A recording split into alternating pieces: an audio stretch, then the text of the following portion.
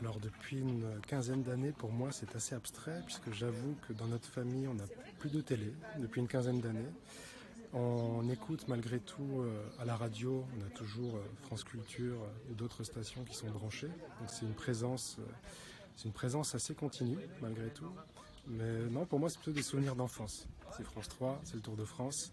Justement, c'est des retransmissions, des journaux avec des gens qu'on connaît qui passent à la télé. Donc il y a un vrai rapport affectif, même si là on s'en est éloigné parce que sinon on décroche plus, on reste tout le temps devant. Donc volontairement, c'est privé d'une télé. Non, je pense que c'est indispensable, même si, à mon humble avis, les gens devraient passer moins de temps devant des écrans.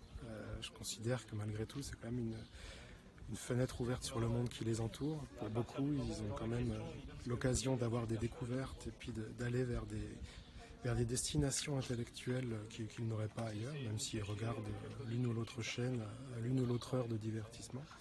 Et donc non, je pense que c'est indispensable et pour beaucoup en plus c'est une vraie présence, je pense, affective, c'est un vrai compagnon de vie. Maintenant, il n'y a plus qu'à, on va dire, améliorer certains programmes. Mais en plus, c'est pas trop le cas de l'audiovisuel public qui est plus exigeant que des chaînes privées.